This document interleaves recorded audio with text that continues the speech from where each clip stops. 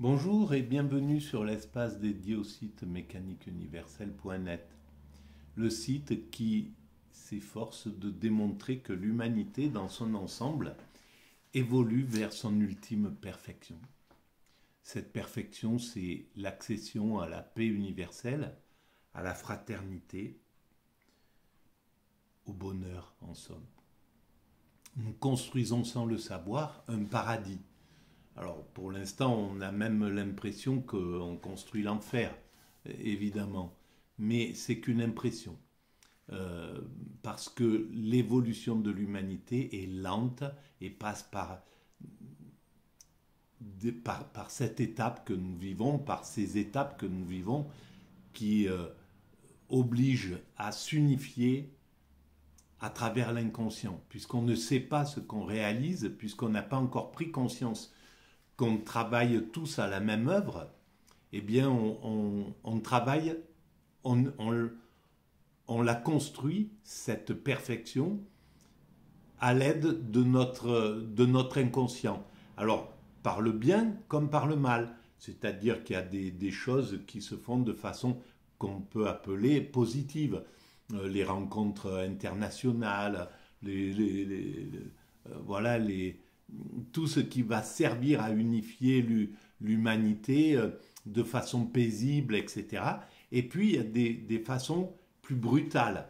La guerre, le chaos, qui va obliger des êtres humains à migrer et donc à se rencontrer les uns les autres et à aller vers cette universalité. Mais c'est l'évolution inconsciente. Et c'est comme pour un être humain, quand on évolue de façon inconsciente, eh bien on peut utiliser tout ce qui nous vient sans comprendre si c'est positif ou négatif. Bon, par exemple, moi j'ai dû passer par l'alcool pour régler des choses, des mécompréhensions ou des incompréhensions, des choses que je ne comprenais pas sur ma façon de vivre les choses. Et donc, quand l'alcool s'est présenté, j'ai pas réfléchi, j'ai dit, voilà, j'ai pensé, j'ai même pas pensé, je l'ai pris comme une solution. Alors que la solution logique aurait été de prendre conscience de ce qui ne va pas, qu'est-ce qui a fait dans cette enfance que je réagis comme ça, que je suis soumis à mes émotions, à, à ma sensibilité, et que je n'arrive pas à domestiquer mon esprit pour le mettre en paix. Et alors, je le mettais en paix à travers l'alcool, parce que c'est un moyen de faire tomber le stress, de se trouver cool, de prendre tout à la légère, etc. Bon, voilà, mais avec tous les inconvénients que ça a, c'est-à-dire l'inconscience, et puis la maltraitance de notre corps, en réalité. Eh bien, justement, dans cette petite brochure que j'ai trouvée, alors que j'ai sauvée du pilon, on va dire, c'est la méthode Vitoz de Roger Vitoz, 1863-1925. C'était un toubib suisse qui a qui a trouvé une méthode justement pour gérer ce stress, pour gérer tout ce qu'on ne contrôle pas. Alors, c'est la 5e vidéo. Vous pouvez vous aller regarder les vidéos précédentes. Je lis, je découvre pour la plupart à chaque fois le texte que je vous lis. Et voilà. Alors ce docteur Vitoz était chrétien, mais ça n'a pas de c'est tout à fait, on peut l'adapter à toutes c'est spirituel surtout, c'est lié à la spiritualité. C'est pas le fait du christianisme. Chaque religion apporte d'ailleurs ses méthodes pour apprendre à domestiquer cette cette, cette difficulté de vivre. Donc finalement, les religions sont des forces thérapeutiques. Et on va commencer à comprendre l'intérêt de ces religions qu'elles ont eu à travers ces millénaires, parce que ça fait 3000 ans ou 4000 ans pour le judaïsme et l'hindouisme, 2 ou 3000 ans pour le bouddhisme, le christianisme et 1300 ans pour l'islam, sans compter les religions qui ont donné naissance à ces religions-là, c'est-à-dire les religions chamaniques, les religions, etc. Et donc toutes préconisent des actions pour gérer justement pour notre stress, pour aller vers le bonheur. Et là, pendant 2 siècles, le monde occidental a critiqué le religieux, a essayé de le repousser, parce que c'est le marchand qui a pris le pouvoir, et le marchand ne veut pas du spirituel, parce que il ne peut pas faire de business là-dessus. Donc, et c'est quelque chose qui l'empêche de commercer comme il veut, parce que le religieux vient, moralise et dit il faut que tu te comportes comme ça, comme ça, comme ça, tu ne dois pas abuser autrui, etc., etc. Donc le marché ne veut pas ce genre de choses, et donc il a écarté le religieux depuis qu'il a pris le pouvoir. Mais maintenant, on est en train de changer de modèle. Le néolibéralisme a rempli tout ce qu'il devait remplir. C'était important, le marché a unifié l'humanité, de la mondialisation, c'est le marché qui l'a fait, donc c'est une première étape vers l'unification, mais on voit bien les soucis qu'il pose à la société humaine. Donc là, la société, elle est en train de passer doucement vers autre chose. Donc le libéralisme va soit se modifier, il sera obligé de se modifier, soit il va être dépassé, il va être renversé et on va passer à autre chose. Comme l'humanité évolue comme ça. À un certain moment, c'était des fiefs, la France. Et puis à un moment, on a renversé les fiefs et on a mis un roi qui unifiait tous ces fiefs. Et puis voilà, et ça évolue, on évolue un petit peu comme ça. On renverse les choses et on les fait évoluer. Alors, je vais lire et je commente évidemment. Alors, cette méthode, c'est... Bon, je vais lire cette petite partie-là. Le traitement Vitoz est une série d'exercices mentaux très simples qui se prolongent tout naturellement dans une attitude spirituelle d'abandon à Dieu. Bon, ça, c'est la cerise sur le gâteau, l'abandon à Dieu. C'est si on attend, quand on atteint l'extase, et curieusement, cette méthode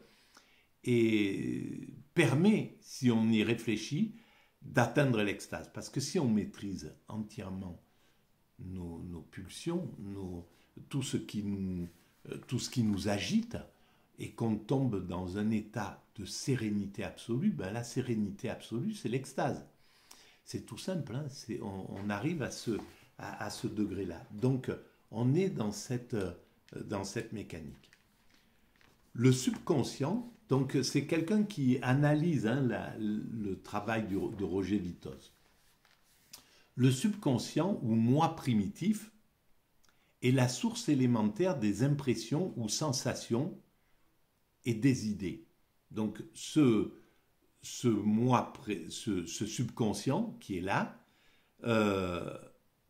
c'est ce qui nous donne toutes nos impressions. Voilà, on est là, je vois ce monde, j'ai pas très chaud parce qu'il fait pas très chaud ici, etc. J'ai un petit peu des frissons, il y a des odeurs, tout ça, c'est mes sens qui sont en exergue et que je ne domestique pas, qui se vivent par-delà moi-même, par-delà ma volonté. Donc ça, c'est le subconscient.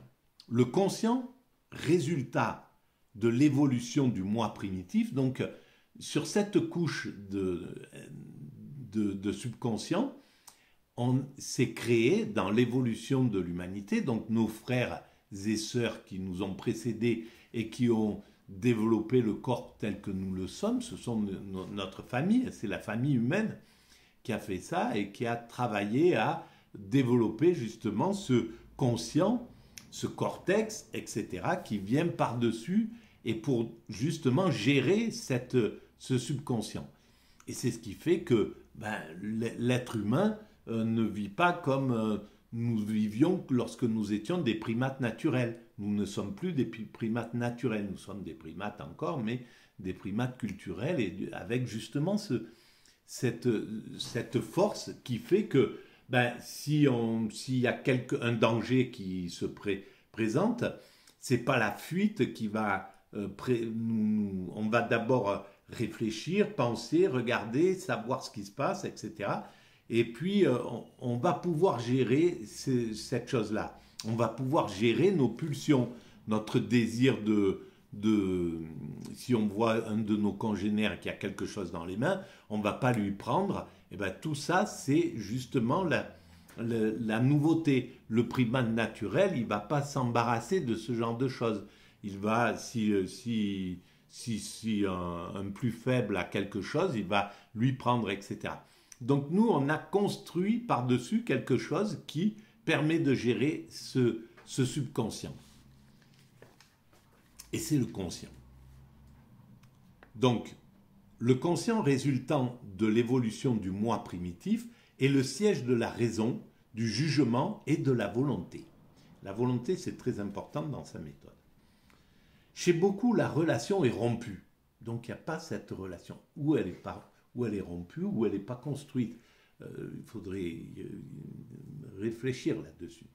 La sensibilité tient en échec la volonté. Donc, le subconscient, la sensibilité, l'affolement, la panique, la peur, le truc passe au-dessus du conscient et donc du jugement, qui va faire que, par exemple, moi j'ai la phobie de prendre l'ascenseur, c'est le subconscient qui déborde mon conscient. Je sais très bien que même si je reste coincé dans l'ascenseur, je risque rien. Mais quelque chose va empêcher cette conscience de vraiment s'incarner. Et c'est tout le travail de cette méthode, justement, à mon sens. Je suppose, parce que je ne l'ai pas encore lu. Alors, chez beaucoup, la relation est rompue. La sensibilité tient en échec la volonté, laquelle, acculée, se juge impuissante, impuissance partielle ou totale selon les cas. Donc, c'est exactement ce qui se passe. Ma conscience, je la juge inconsciente devant un ascenseur. Ma conscience ma volonté se juge incapable. Je me juge incapable de maîtriser cette peur. Et en fait, c'est une erreur, évidemment, mais c'est bien ce qui est dit, quoi. La volonté, elle est mise en échec devant, alors que la volonté, normalement, devrait me pousser dedans et me dire, bon, tu y vas, tu fais, tu rentres, tu ne risques rien, voilà. Et là, c'est mis en échec. Et c'est ça qui est, à mon sens, travaillé par cette méthode. Donc, en dessous, il écrit, ça c'est le chanoine tibérien, je ne sais pas pourquoi, mais bon, l'habitude volontaire contractée du contrôle mental, selon la méthode du docteur Vitoz, est très capable de mettre de l'ordre dans les parties conscientes de l'âme, et même par contre-coup, jusque dans le subconscient lui-même. Voilà. Mettre de l'ordre dans ce truc. Le docteur Vitoz disait au sujet de la psychanalyse, il faut traiter et guérir l'homme en le considérant d'en haut. La vraie cure se fait sur les hauteurs. Je ne vais pas commenter là. Il faut sans doute considérer aussi les marais, le bas, le sombre, l'obscur, mais d'en haut et illuminé par le soleil. On doit analyser le négatif, et c'est là où peut-être que il y a quelque chose dans la méthode de Freud, par exemple, qui va voir la noirceur et qui va bloquer sur la noirceur. Il n'y a pas une compréhension, il manque peut-être à Freud, et à cette époque-là, à cette réflexion-là, la bienveillance qui pourrait faire que on comprend la complexité de pourquoi on est soumis à telle ou telle chose, etc. Pourquoi? Donc, mais c'est logique, hein. Freud, il est le novateur. Donc le novateur, il amène une idée de base comme ça, et puis après, c'est aux autres de la sophistiquer. C'est comme le tout début, par exemple, du cubisme. Les premiers cubistes, ils ont fait un travail très schématique, ils venaient d'inventer cette truc, donc ils ne cherchaient pas l'esthétique ni rien, ils étaient dans l'idée, voilà, ils faisaient la démonstration de ce qu'ils venaient de découvrir. Et progressivement, le cubisme, il s'est adouci, il s'est coloré, il s'est arrondi, etc. Il s'est humanisé, voilà. Ben, c'est la même chose pour les choses. Le docteur Vitoz avait renoncé à l'hypnose qui rend le patient encore plus passif et augmente son dédoublement. Voilà, donc il voulait mettre, et c'est bizarre que ça soit pas lui qui ait pris qui ait été mis en avant par rapport à la psychanalyse. La psychanalyse, c'est intéressant, mais le client, parce que c'est un client qui finalement, c'est pas un patient à ce moment-là, eh ben il est du côté du passif peut-être. C'est pas sûr, hein, mais voilà, c'est à voir. Par contre là, il fait intervenir le patient, il lui donne les clés pour qu'il maîtrise pour qu'il apprenne à maîtriser progressivement ses pulsions. Voilà. Ben, j'en suis loin encore, moi, de ça. Mais j'y travaille, figurez-vous. Je commence, et ça, c'est quand même une bonne nouvelle, parce que j'en ai marre de cet affolement qui fait que je parle mal, que ça me gâche vraiment l'existence. Ça me l'a gâché jusqu'à présent. Et donc, ben voilà, j'ai décidé d'essayer de changer ma vie. Voilà. Et donc, comme quoi, on peut à tout âge changer les choses et évoluer. Et voilà. Mais j'avoue que il y a quelque temps, un petit peu avant que je découvre cet autisme-là, j'avais baissé les bras, j'avais abandonné. Je me disais, bon, c'est pas pour moi, être bien dans la vie, être tranquille, être heureux, tout ça, avoir droit à l'amour, etc., des choses comme ça. Non, c'est pas la peine, donc je m'en occupe plus, je laisse tomber. Et bien là, ça me redonne un autre espoir. Comme quoi, il y a toujours... ça finit pas, quoi. On n'est pas... Il y a une force en nous qui est vraiment puissante. Voilà, j'abandonne là pour cette vidéo. Si vous pensez que ça a de l'intérêt que l'humanité prenne conscience qu'elle évolue dans une direction, et ben vous pouvez mettre des pouces, vous pouvez vous abonner, vous pouvez envoyer le lien à vos amis, vous pouvez laisser des commentaires. Voilà, tout ça augmente la visibilité de ces vidéos. Merci, à bientôt. Quoi qu'il arrive, elles feront leur chemin. Si ce n'est pas maintenant, c'est plus tard, il n'y a pas de souci.